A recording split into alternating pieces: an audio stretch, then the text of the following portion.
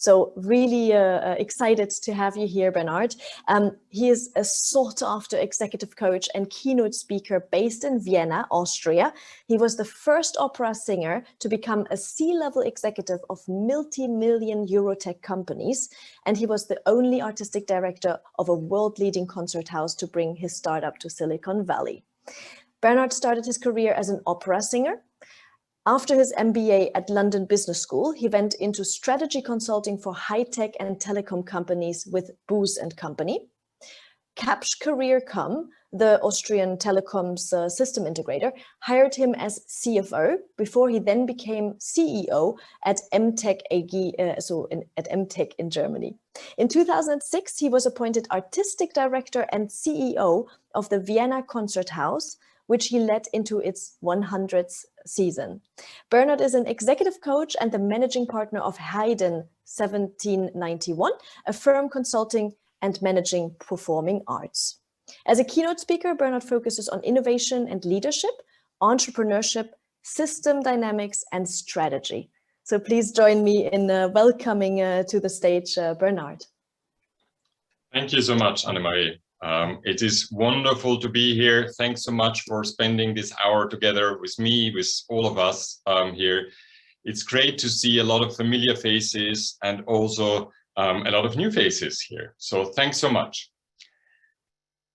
As a former musician and as a leader, I always thought about how to combine these two things and what does music and leadership actually have to do with each other.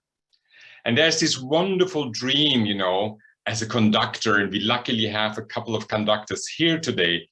You know, you see them coming on stage and the whole audience already applauds to them. And there's a team waiting for them, 100 people or so, just for the cue.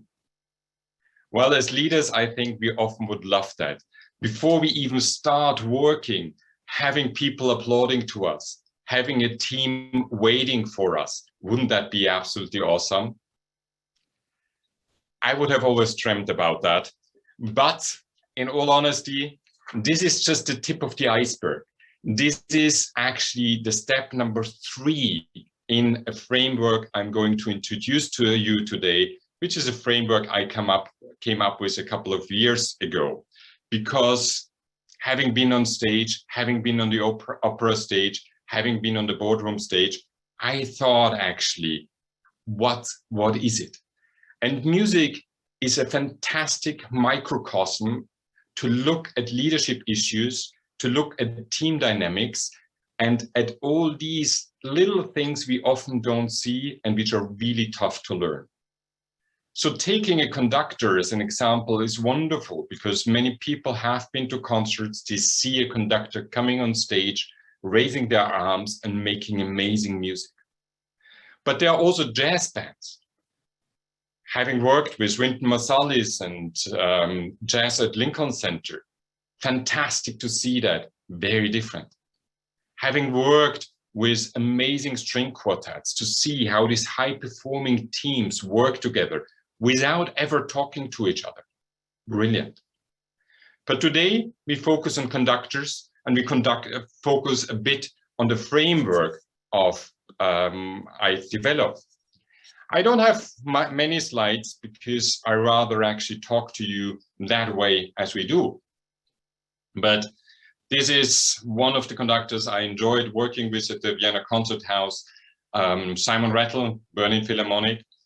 But as some of you might have seen, I've done interviews and other work with Valery Gergiev, Mark Minkowski, Paavo Järvi, and many, many others. But even more interesting is working with young conductors. And a couple of them are actually here. Giuseppe Montesano, I see him right here, which is wonderful. William Walker, American conductor, is on the train, but here.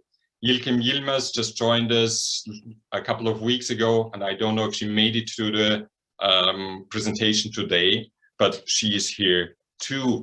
And learning from these conductors to see actually how they work and how that works is what I'm fascinated in. Now, I did come up with a concept which I call the PR2 framework. And I will take you through that. And I'll just show it very quickly here so that you remember what PR2 stands for. It stands for prepare, rehearse, perform, and reflect. And that's a circle. As a conductor, you go through regularly with each and every project. But it's also a circle we as leaders go through from project to project, from new job to the next job. It is something which is a good circle to think about. And that's why I took that. Now, with all these things, before I actually go into the details of that framework, let's take a step back.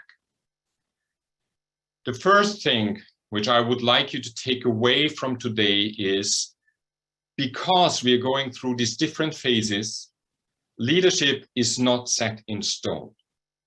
Leadership requires to adapt, to understand the situation, to understand the environment we are in, and then actually act from that basis. So adaptation in leadership, in your leadership style, is something which I consider very, very important.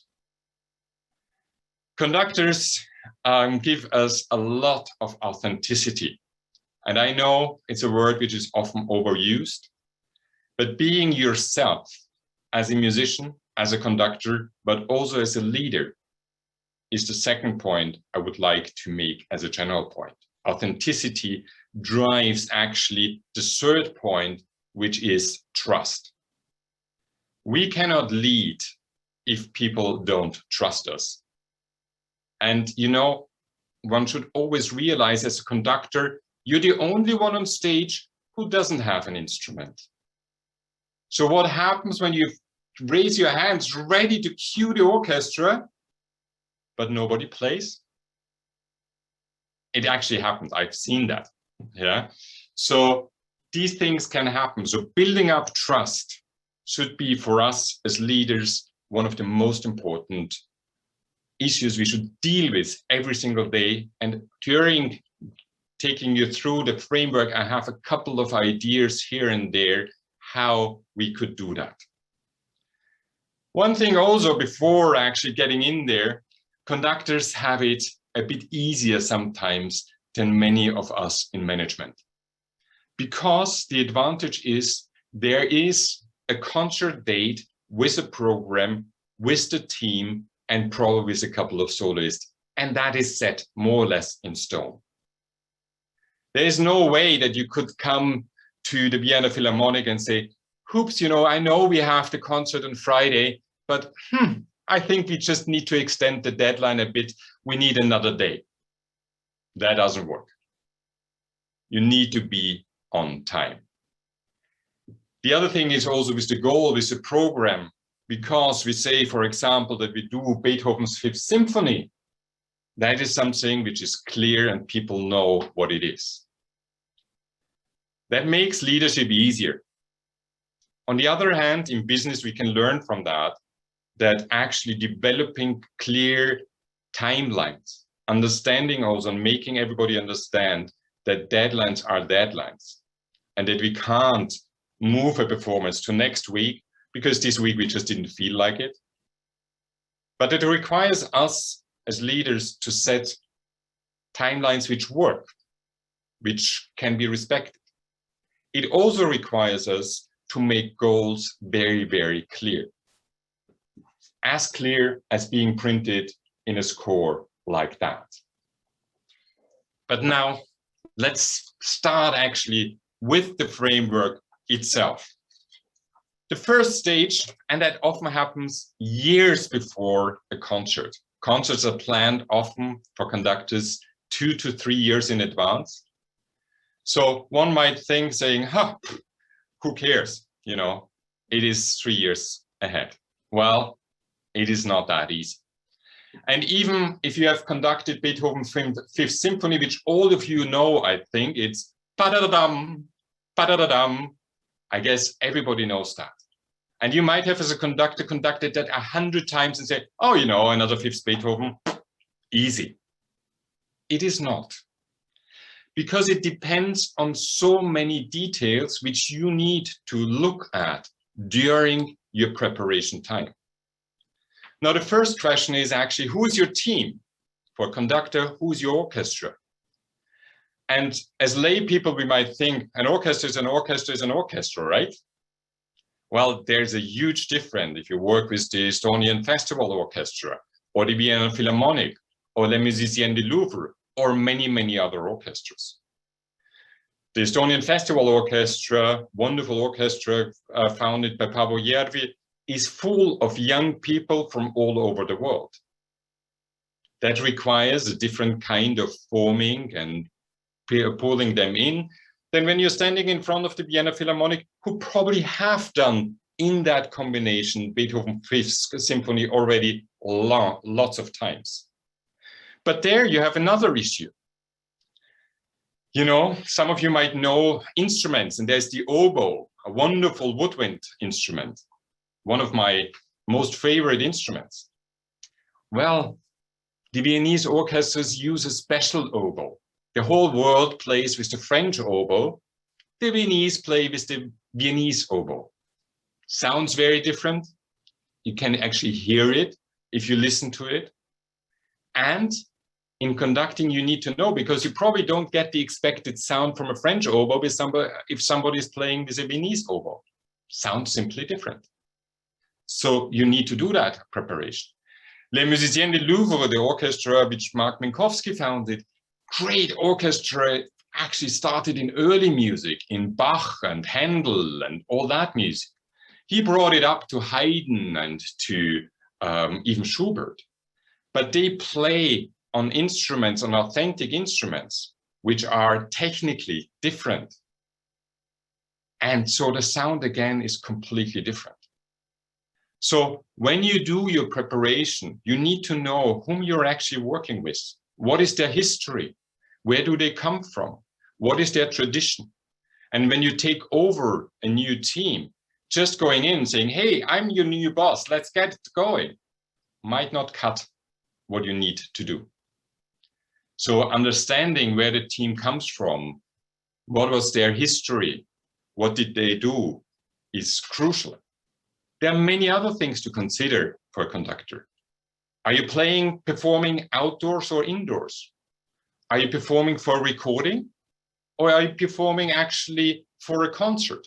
Is it a big hall? Is it a small hall? How are the acoustics in that hall? We could go on and speak about audiences, for example. The audience taste of a Viennese audience is very different to an audience in London or in Brussels. You wouldn't believe that, but it is. Yeah, if you travel a lot and go to different concerts, you see reactions. You know, some are kind of applauding very quietly and they find it a great orchestra. Others are jumping on the seats and shouting bravo and so on. And for them, that might be a mediocre concert. So you don't know that. Understanding your audience, their expectations, where they come from, is again something which I recommend. So the takeaway from this preparation stage is that you really need to research, analyze, and learn about the whole system you're going into, about the team, about the people you're working with. Even if you're doing just another cost-cutting project, innovative product launch, or anything you have done in your life so often, it'll be different every single time. After these years of anticipation, you at last are in front of that orchestra for the very first time. It is an amazing feeling. You have 100 of really highly qualified experts in front of you, all looking at you, all in high anticipation. The expectations are really high. Now the question is what you do. There are conductors who say, ladies and gentlemen, I'm really happy to be here. Today, we are working on Beethoven's Fifth Symphony. I want to give you some background on Beethoven Fifth Symphony. That was written in the year so, and this has 4 movements, and there are conductors who are going into a full-blown lecture about Beethoven's Fifth Symphony. They actually might know a damn lot about it. Nikolaus Harnoncourt, famous Austrian conductor, he really knew a lot about it. But excuse my language, can you imagine how pissed off the Vienna Philharmonic was of a conductor coming there, telling them the history about Beethoven's Fifth Symphony, which they have played so often? It doesn't go down well. So I don't know if it's a good start to give a big lecture like I do at the moment, or is it actually to say good morning, saying that you're happy to be here and get started. Now, that's my first recommendation, get started. Now, conductors, fantastic. You start Beethoven's Fifth Symphony. Not an easy, actually, symphony to conduct, especially the beginning. Yeah, tricky, really tricky. Now, what happens? Second violin was a bit late there. You stop. Say, let's do that again, right? Good. Okay, we do that again. You hear, yeah. There was flat intonation somewhere in the cello. Okay, let's stop. Let's do that again. And then, the timpani is somehow late, isn't it? Yeah, let's do that again. That typically happens with young conductors. They start conducting, and as soon as they hear something, they stop. They say, we need to correct that. Let's start again. Now, it's like when you go into a meeting and you say, can somebody tell me something about the new product launch and how we actually do that process? And they start telling you, and you immediately say, I don't think that's a good idea. Let's do it that way.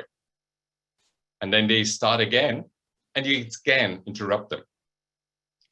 It is something which is really not the way to do it. And there's the experienced conductors who actually, in a rehearsal, they just actually play through a whole movement or a section at least. They let the orchestra play for 10 to 15 minutes to feel how things are going, to actually learn from them what they bring to the table. And only then they stop and say, perhaps can we do this piece again, or that part again, or this part again? And there are conductors I absolutely admired and admire. One of them, Lorin Maazel. Lorin Maazel did not need a score like that. He knew it all by heart. So he could tell the orchestra saying, please, at bar 264, can you do this and that? Can we do this and that? He was amazing in that. He had an amazing memory. But the key point here is that when we go into a new project, then when we go into a new job, we need to build up trust. And we do not build up trust by telling people, saying, that's what I want to do, and here's my kind of introductory lecture to that. We also don't build trust if we interrupt people all the time and say, I know better, I know better. To build trust, we need to, first of all, bring respect to the table. And wherever you go, in any team you start, you can and you have to respect the expertise these people have around the table. And it is important to actually listen to them first, because only that's the major ingredient for them to build up trust. Now, when I actually became CFO, very funny to become CFO as a former opera singer, but there we go. When I became CFO of Capsch-Caricom, and that was a company with 600 people and something like 120 million turnover, I had a wonderful leading team. So there were, I think, 6 or 8 or so people who directly reported to me.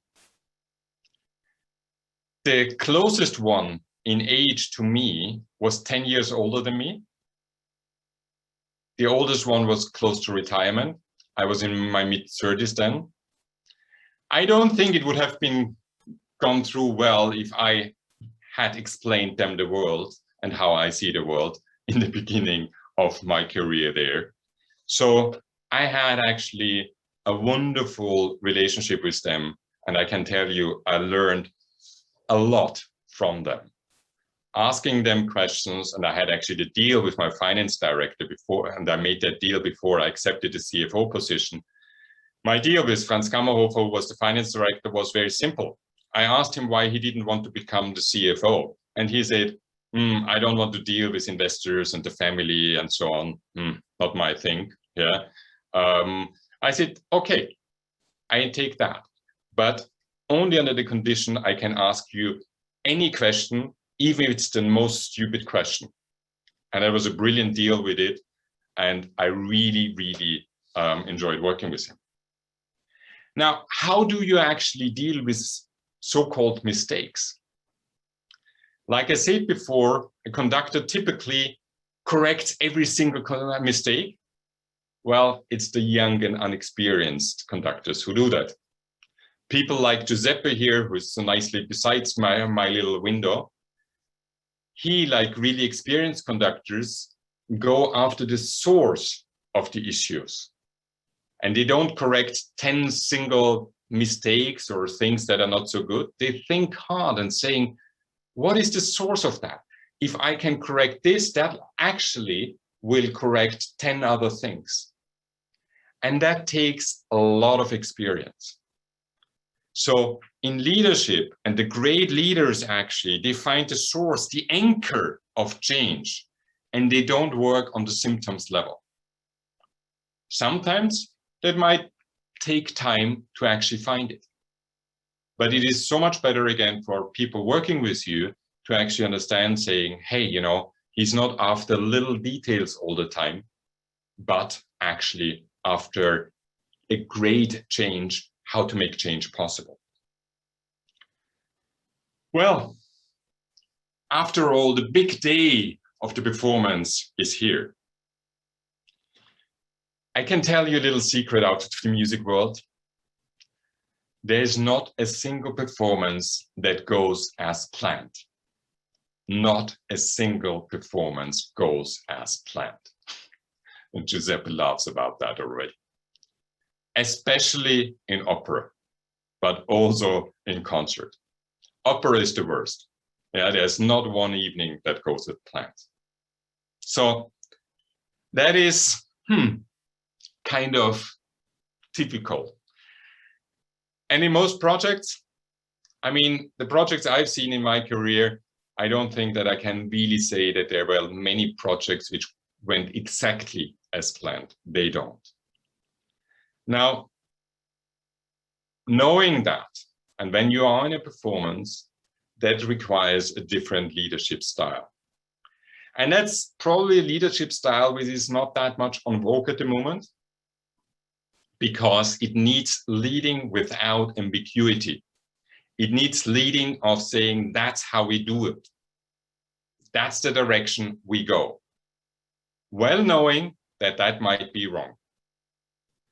But there are times when we need to lead without ambiguity, with clarity. We need to take the decision and we need to go there. That's something which is expected. Because in opera, you can't say, hey, you know, let's stop here. Yeah, because the bass, like me, was late in his entrance again. You can't do that. You can't kind of stop the concert saying, I didn't like the sound of that. Let's start again. And it's the same thing when you are in a sales presentation, when you're in a board presentation, when you are with clients. Things need to be led through, because that's also the leadership style your employees, your teams, your customers actually expect from you.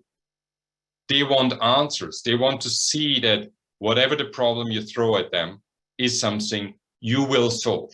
And if you don't solve it in the moment, they trust you because you are that authentic leader without actually ambiguity. They trust you that you will take care of that. One of the things also in the performance and why performances go wrong is you see the typical score of Beethoven's Fifth Symphony. Well, my friends, that is a complicated system. What we often underestimate is that as conductors, we are, hopefully, the only ones who have the full score in our hand. Because the first violinist has only his little line there.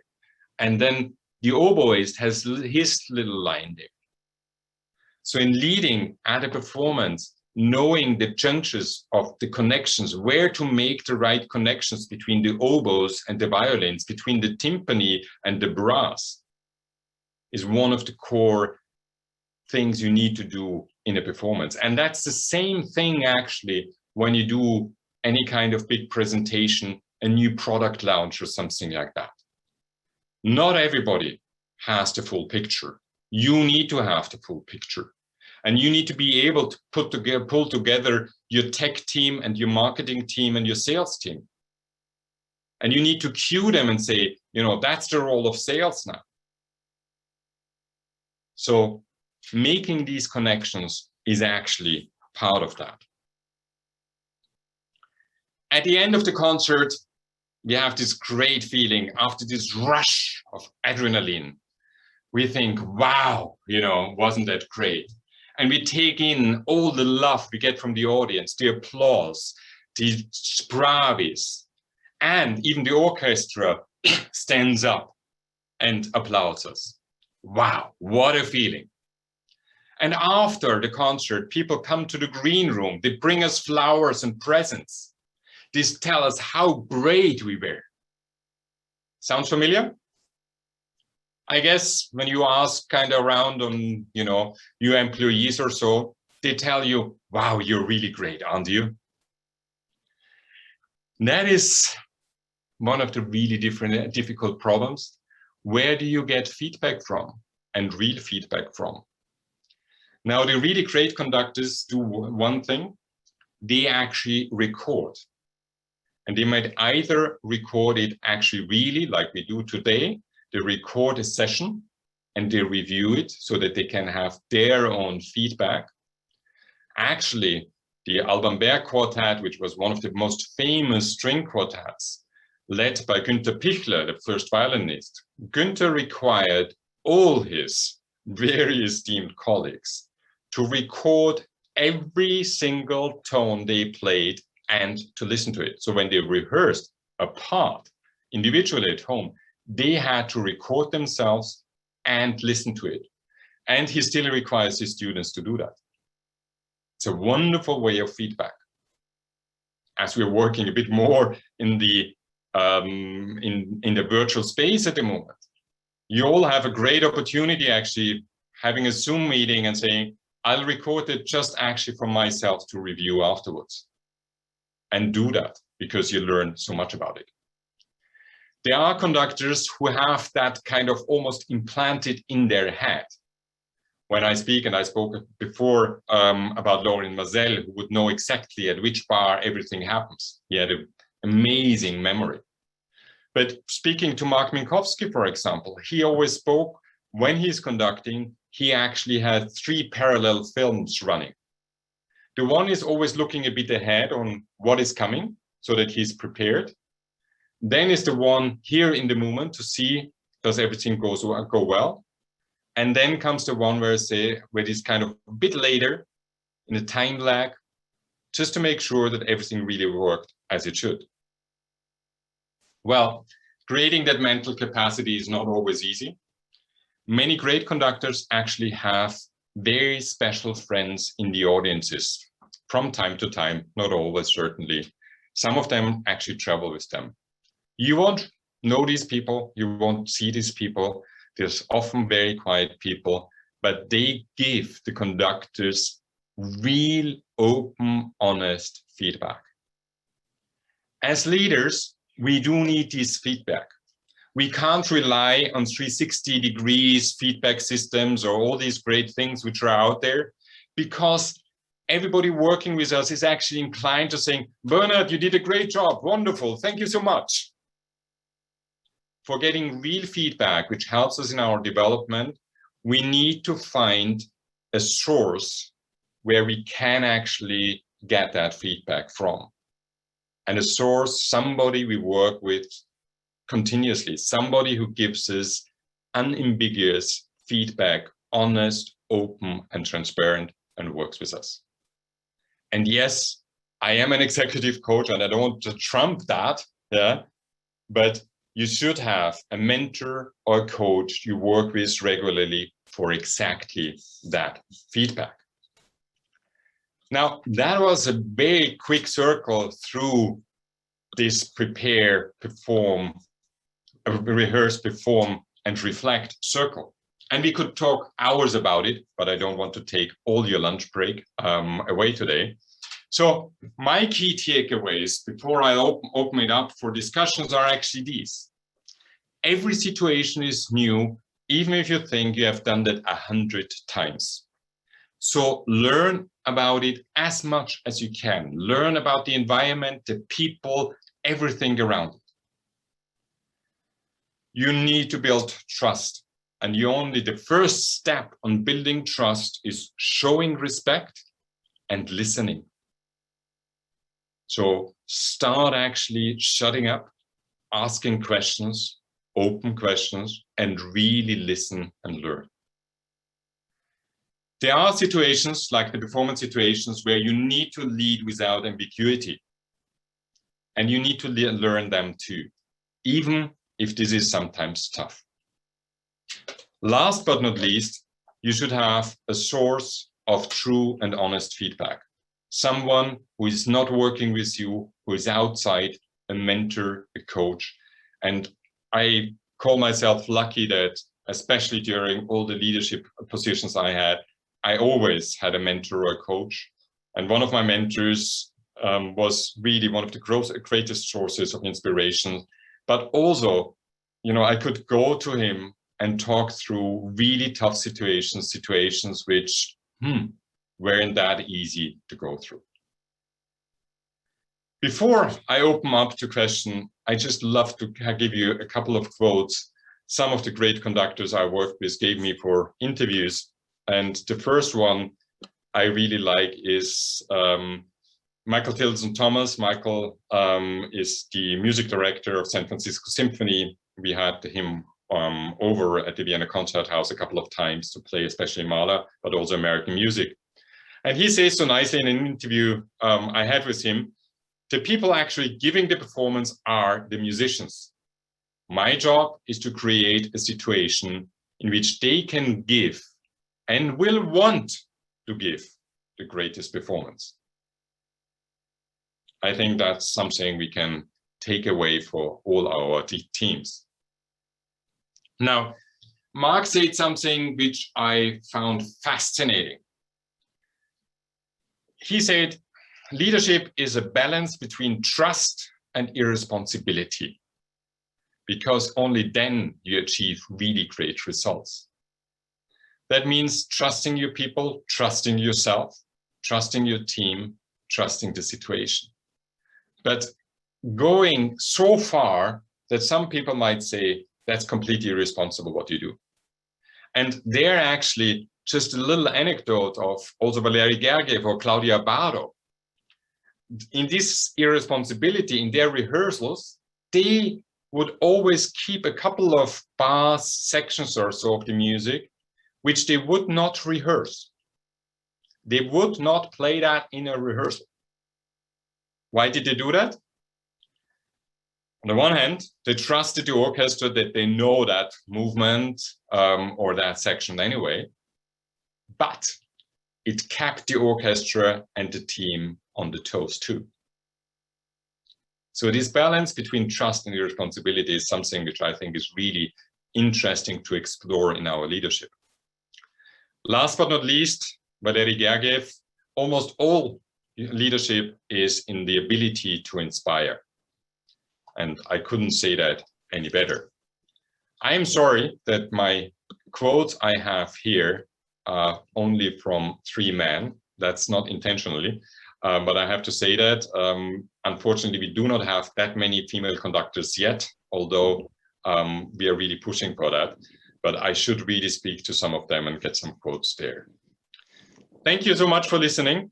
It was a joy talking to you here, and I would love to open up for questions and discuss things you heard, questions you might have. So over to you, raise your hand, there's this reaction button, or actually put it in the chat, and let's go. Michael, was that a question? Yeah, no, thanks very much for your talk. I would like to get your take on a thing that you didn't mention at all, and I think it's very important, and it's about getting acceptance. You know, I'm not a conductor, but I imagine that particularly as a young conductor, as you step up before, you know, maybe the Vienna Philharmonic, they may, well, awe you in the way that it will be difficult for you to actually get them to accept you. Yes, that is a very good question, Michael. Thank you so much. That happens, and it happens in orchestras, it happens in teams, and how to get accepted. My view is when I've seen young conductors going on stage for the first rehearsal with a great humility, with a great respect towards actually the people and the great musicians there, being warm, honest, but also being clear that they know why they're in that position. And this respect of letting them play through really worked well. So I think it is, acceptance is something which has a lot to do with trust. So building up trust, and that's really done mostly, I think, we are listening to people and actually by letting them play, respecting what they say, respecting what they, and don't fall into the trap that you think everybody needs to do it the way you think, especially as a young leadership person. Like I said, when I was at Capscaricom, you know, the next one was 10 years older. Then they had more experience than me. Yeah, I was fresh out of consulting. I never led a company with 600 people. I never led a team more than 10 people or so, and they were all consultants, really eager to work hard. Yeah, in a normal industry company, that's not the case. So listening, respecting was the most important thing. Thanks very much. Thank you, Michael. Mantas. Thank you, Bernhard. Very interesting clash of the worlds here of music and leadership. You know, you said about no are going as planned. So I'm wondering, sort of, you know, how do you prepare, you know, the orchestra? How do you prepare yourself as a conductor? We have a couple of people who should have probably very direct experience in that here as well. How do you prepare yourself and your team, you know, to recover from this once this happens? It's a good question. I think it comes back to a bit what Michael actually said, and it starts with the acceptance and then the trust. And when I was in the opera stage, there were conductors who were horrible because I didn't trust them. I didn't trust them that they would get me out of a difficult position. And there were conductors like Nello Santi, for example, whom I completely trusted. I knew that whatever I did, he would have my back. And I think that this feeling, getting that feeling across to a team, to saying, you know, when we're in performance mode, whatever happens, I'll have your back. I'll be there for you. I'll make sure that I'll get you out of that situation. If people feel that, then they are actually going and saying, okay, yeah, I trust that person and I'll manage. But we need to be, and I think it's also the agility, and it is this kind of flexibility as a leader to see things, saying, oops, something might go wrong here, and being able to anticipate that, prepare for that, and then actually execute. I mean, I did my master's thesis in system dynamics, and part of system dynamics is scenario planning. And I never understood, when even as a CFO, why I should do 5-year plans, because they were worthless. Yeah, I much rather in management education and even in teams work regularly on scenario workshops with them, because when they actually are thrown in different scenarios, and have to think through saying scenario A, scenario B, scenario C, how do we behave in that?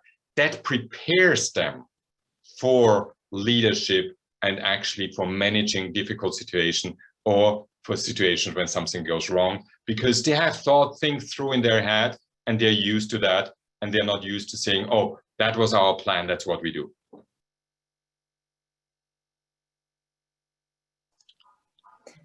Bernhard, we have a question from Geoffroy.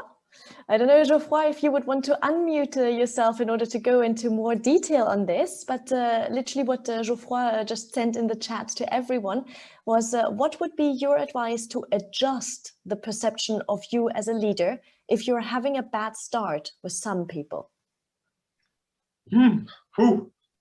That is a very good question, not an easy question. I think openness and honesty, and there might be reasons why you had a bad start with some people, and there might be multiple reasons for that, but actually going back to them and listen to them and asking them what has happened or what is the reason or what happens might actually help doing that. And if you can't do that in listening to them, and I say specifically listening to them, get somebody in, a coach, a mediator or so, to have that spoken out on a professional level. But do that. Don't let it be cooking up, because it might be really bad. And I've seen that. And if you really listen to people and let them voice their grievances, their issues, and you will learn from that, and it will actually make them the greatest friends and fans of you.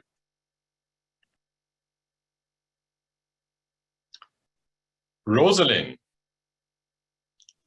Hello, thanks for the invitation. I enjoyed the talk. So I have a question.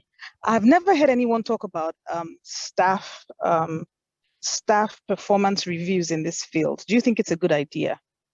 Because everywhere else I've worked, we had those where you evaluated your superior's performance and he evaluated yours at the end of the year. And it was very helpful because it kept both parties in check, you know? I don't know if that's a good idea here. What are your thoughts, please? Actually, orchestras have performance reviews. One doesn't necessarily know about that, but most of the orchestras I know, they have a system where they actually review the conductors they worked with, and they give very structured feedback about the conductors. So that works, and for any orchestra, I really suggest to implement that. Super, okay. Feedback systems are good, but as leaders, like I said, you get too much positive feedback. There's not enough learning in there for your use. You need somebody else outside who challenges you. All right, thank you. You're welcome.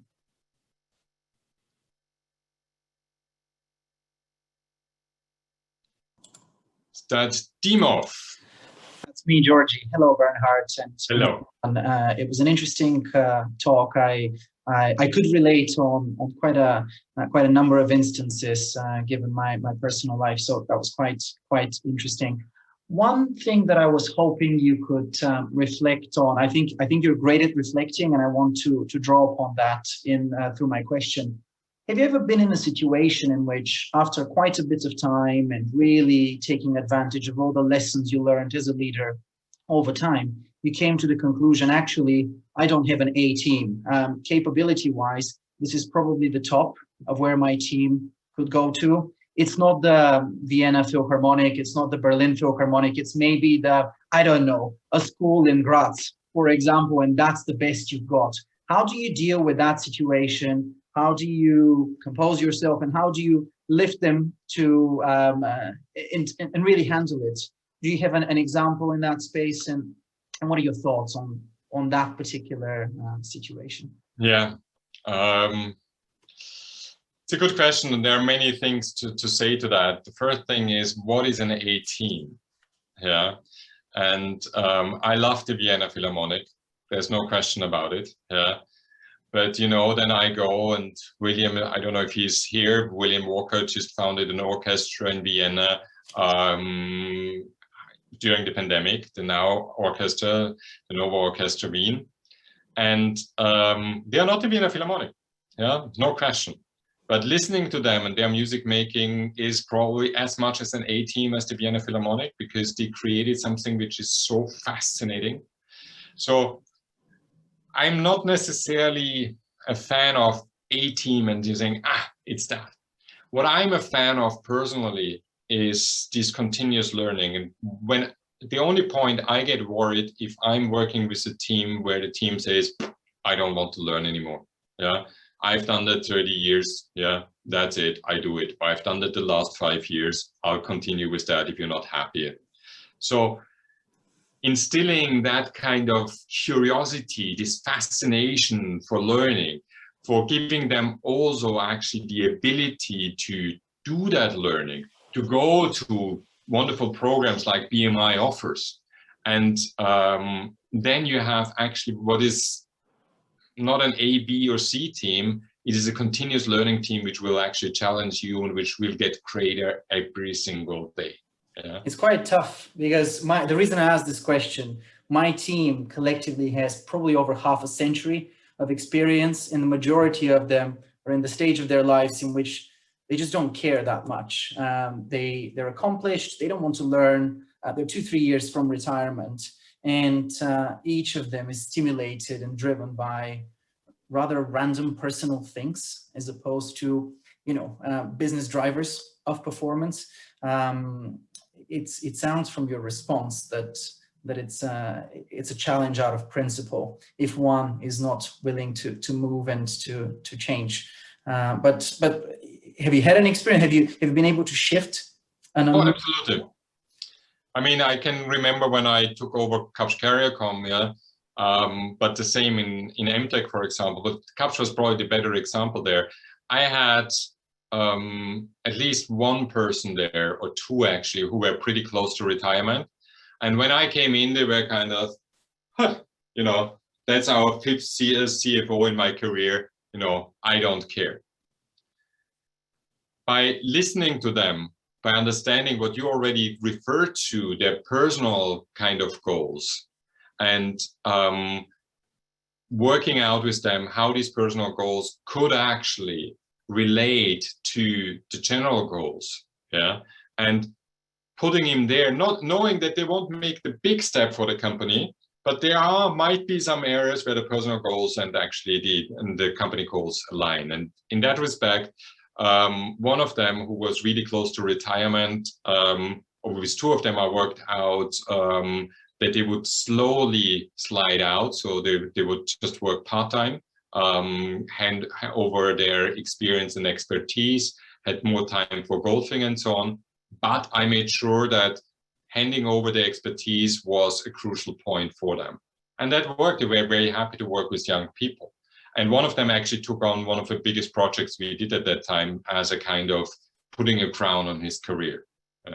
So it's very individualistic. It takes a lot of conversations, a lot of listening to understand, saying, and it takes a lot of adjustment in the team to say, where can I really fit them in? So with that personal goal that it really meets that. Thank you very much. Thank you. Thank you. Laurent. Thank you, Bernhard. First, thank you for feeding me today, feeding us. Just thank you for that. I like to see, usually I like to see the pattern, the things that are similar between things. And you have worked with these conductors, you have worked in this sector, but you have also worked with, I would say, the corporate leaders in business, organization, etc., etc. I would like to ask you, what is the big, because we see a lot of patterns. I recognize a lot, but what is the big difference? Is there one big discrepancy between the leadership for the conductors and the leadership skills or traits in business, in bracket business leaders? I think there is, and the biggest difference currently, which I see, is that in business, especially now in the pandemic, we are very driven towards numbers, to meet the numbers, to make our EBITDA or whatever the numbers are. In music, we go out there with the passion to make absolutely great and stunning music. Now with that, we have the big advantage that we have a highly emotional product. And that is the difference, that we have in the business world, very rational people, very numbers driven. And here we have highly emotional people. Now, because of that, and because in the pandemic, we need actually more emotions. And you see that from the frustrations many people have from working from home for a long time, the pressures they have, the anxieties they have, and that filters through a lot actually currently in various conversations and various reports already, just 1 year after the pandemic. And it will get worse, I can tell you that.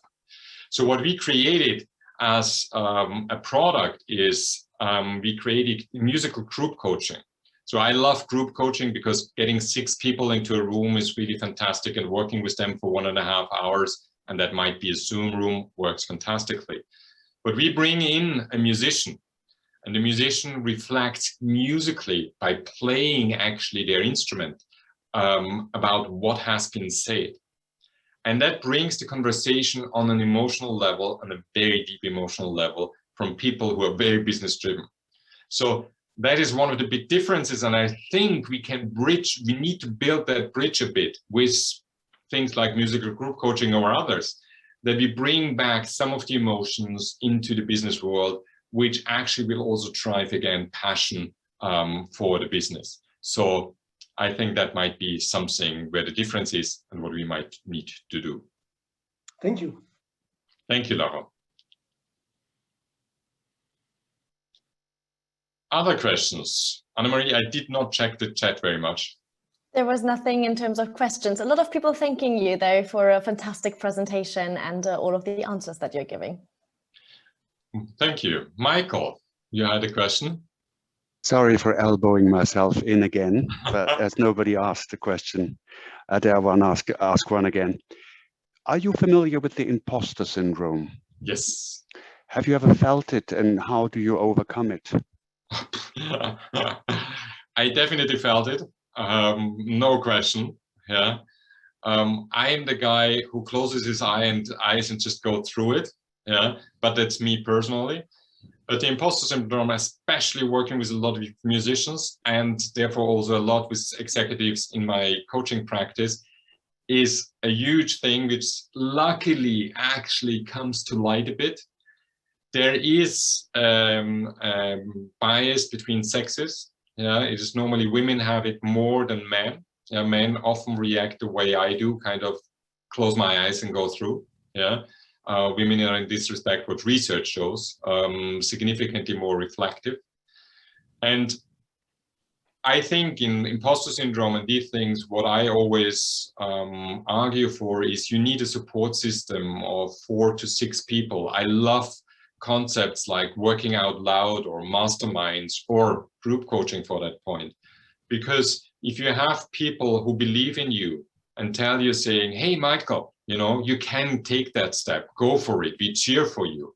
Yeah, that brings you a strong support. And that's what we do when I work with musicians. Actually, that's what we set up, and it works fantastically. And from the business side, from especially younger leaders, it works really well. But I would love that we set up as organizations, as institutions, significantly more of these systems where people can drop in, find a group of people and get actually their support and their cheering on to actually help them to overcome that. Thanks very much. Thank you.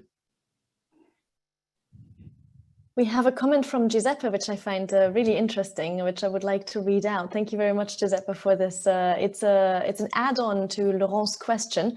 Anyway, let us, Giuseppe, tell us that. I yes, think. that would be better. Giuseppe, do you want to unmute yourself and tell us? Yes. Hello, everyone.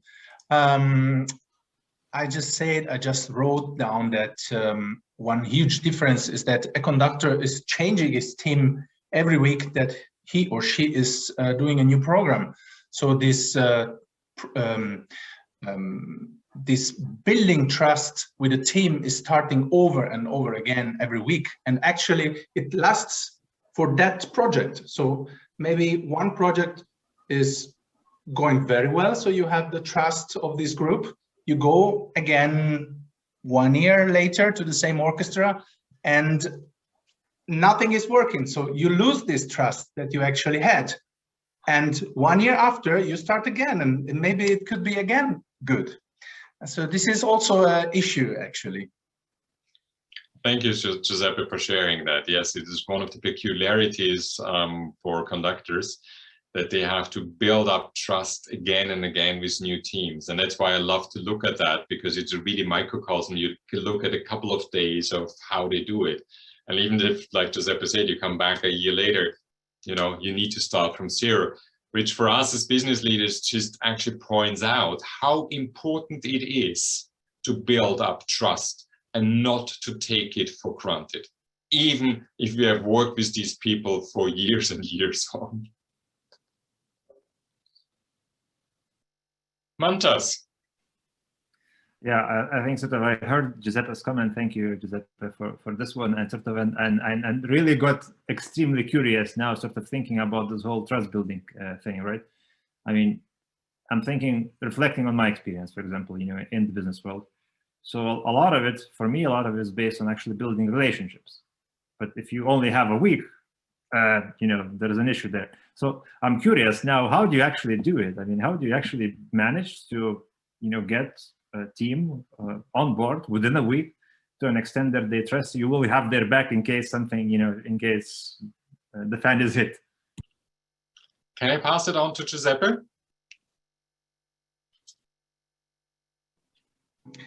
Actually, it just happens. So you enter on stage or in this rehearsals room, and there is suddenly an atmosphere. You just communicate with these people with non-verbal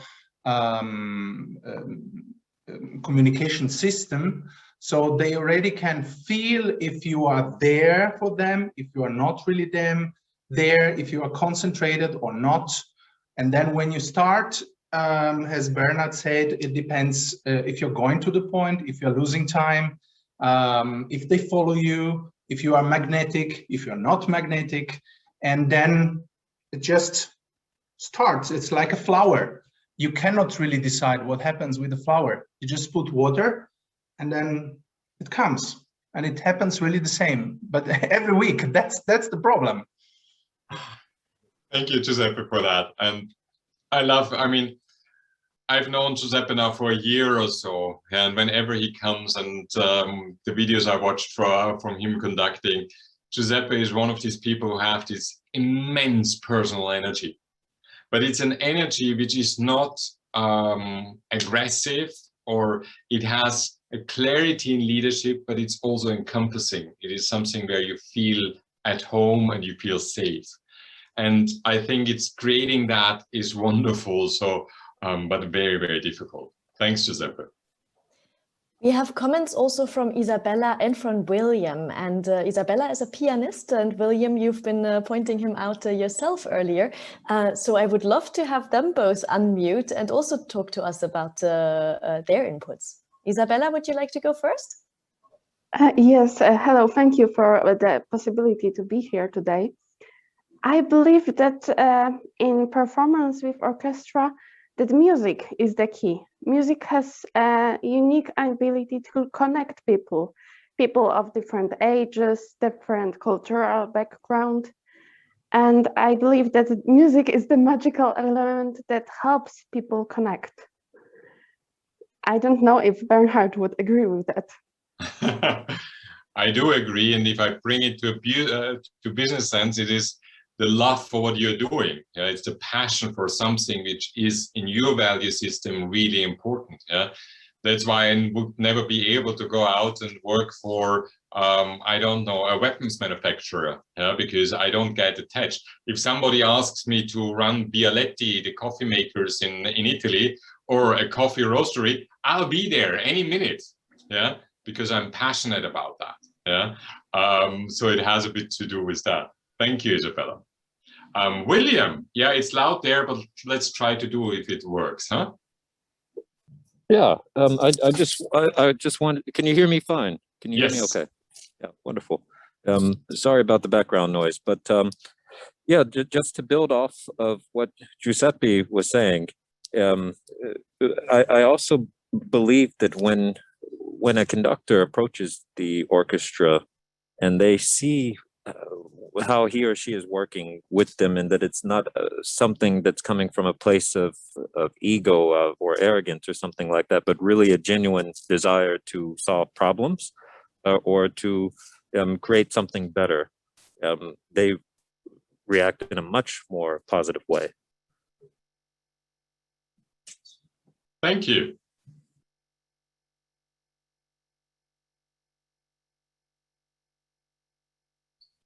Are there any more questions today? Or everybody hungry to go out for lunch?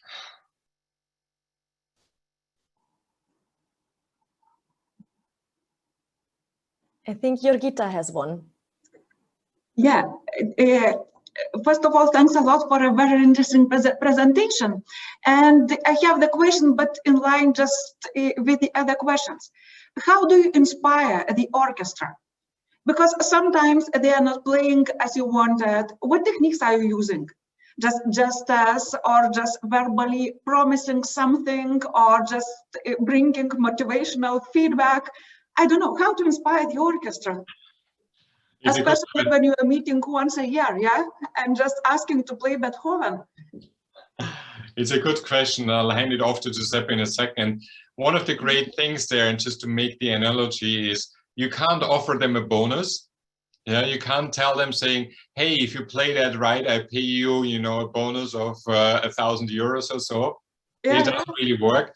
And my hypothesis is, it doesn't work in normal life either, in business life. Promising somebody to say, hey, I pay you 1,000 euros more, and then you'll do that, doesn't really work.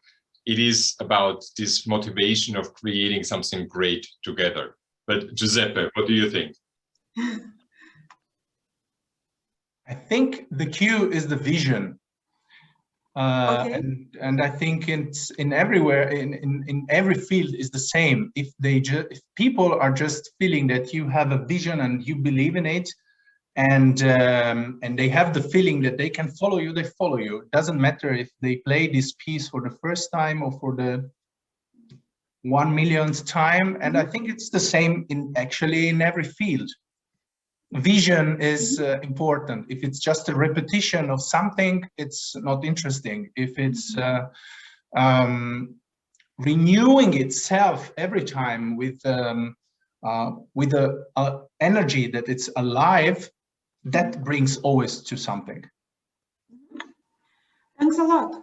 Excellent answer. Yeah, thanks a lot. Yeah. We have two comments actually from Johannes and Hilde, which I really like as well. And I would like you to expand on that if you can. Johannes, since you posted first, do you want to go first? No, just as a feedback, Bernhard is my advisory board, my mentor from the beginning on, and I'm completely a different field in biotech, but it's so true that it's also so true for other sectors as well, because what do we want? We want to reach something, we want to develop something for society, and we want to bring others to believe in it as well, because we do not have it so far. We have to produce it, but we have to see first who are we. We have to stay authentic. On the other side, who are the others who we are talking about? I mean, sometimes they are from IT, sometimes biologics, some virologists, genetics, economy, and so forth. So it's always very interdisciplinary, and I think that best thing is to get in this personalized mood to say, okay, who are we? Who are you? How do we come together? And what is our same level where we can start to make more out of it? That because that also creates energy. Yeah. Thank you, Johannes. Absolutely. Hilde, would you want to go next to share your experience? Yes, with pleasure. I'm an engineer from education, so also from a technical point of view, but also a musician. And I think that's it. It's about this collective dream of collective vision you want to realize, and the idea is how does everybody's individual dream, individual purpose at that moment fits in it. Whatever is your background, whatever is your... So now find this conductor and this music together, and but then, like the pianist just said, it's the music that is the language, and it's in the collective dream that connects all these people for a while in your company, in your organization. So voilà.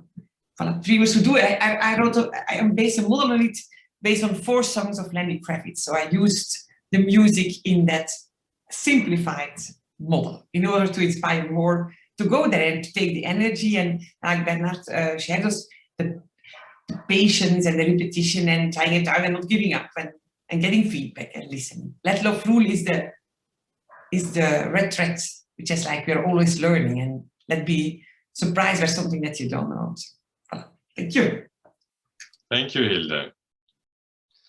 Yeah, I think in building that vision and believing in that vision and leading that vision and getting people excited about the vision has a lot to do also with communication. And Giuseppe pointed out so nicely when he spoke that a lot of communication actually works non-verbally. Actually, most of the communication works non-verbally. And it's one of the reasons why many conductors who go in front of an orchestra and give a sermon about what they want to do actually fail. And so it is also in leadership a lot about your energy, very soft things we don't speak about, how you behave, how you value, how you dress, how you go. A lot of things, a lot of tiny little details, even how you speak and use your voice, not the content, yeah, but that.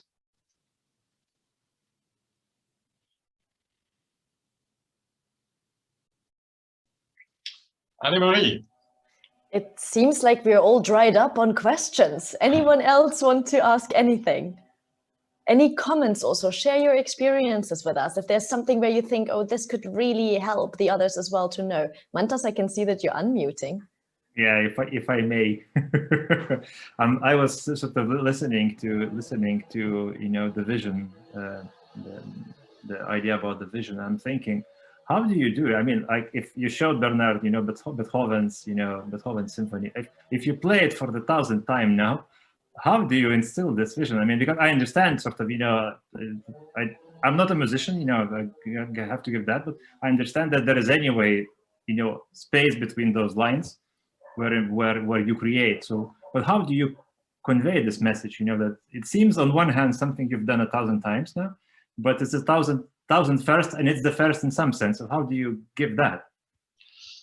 There's a wonderful interview with mine also, who is now actually the chief conductor here at the Radio Symphony Orchestra, and who was a long time with the Baltimore Symphony Orchestra. And there is a video series and speaks actually about the Beethoven Fifth Symphony. And she takes the example saying one of her friends comes up to her and say, hey, what are you conducting this week? And she says, Beethoven Fifth Symphony. And he says, oh, I've heard that. Now, the fascinating thing is, and if you want, do the test, go to Spotify, put in Beethoven Fifth Symphony, and listen to just the beginning of 5 or 6 different recordings. Although this is written in such a lot of detail, in more detail than you ever can imagine, every time it sounds different. And I think that's the fascinating thing. It's even, when I was CFO and CEO of Capsch-Caricom, there were a lot of coders, people who wrote code behind the computer, and realizing that it is not only about making the thing happen, which was supposed to happen, but that there was the first time I learned about beautiful code. They were eager not only to make sure that it works, but actually to write beautiful code. and bring beauty into that. And I think in any kind of service, management, product or so, we can think there is a tiny little bit beautiful element, and we can bring that, and we can actually take that, and that's, I think, what motivates us. Yeah. And so look for that. It's everywhere. You have it. It's just in the little details somewhere hidden. Michael. Thanks very much. Do leaders need to be charismatic? Good question, Michael. Really have a good question. No, because I've seen some of the greatest leaders who are everything else than the normal description of charismatic. They're not the loud and outspoken people. They don't have the big voices like myself. They are the silent and introverted people, and they are great, great, great leaders. Yeah. So charisma is probably a question of definition. And I think charisma has a lot to do with your inner strengths and a lot with your inner energy and your own spirituality in some respect. Yeah. And yes, that's something you need. Yeah. But it doesn't show in being very outspoken. It doesn't need to be extrovert or something like that. Actually, some of the greatest leaders, I think, are very introverts and people who just were absolutely in love with what they were doing. Thanks very much. Thank you. I'm really pleased with the questions that were asked in this Q&A. I think you're really, all of you, a fantastic community. Thank you, all of you, for having also shared your own experiences and really adding to what Bernhard was saying. So really appreciated that. And I, for myself, have learned a ton. So I hope this was very instructional for you all as well. Special thanks to Bernhard, really a fantastic presentation. I've taken a lot out of this, and especially also because it's so application focused.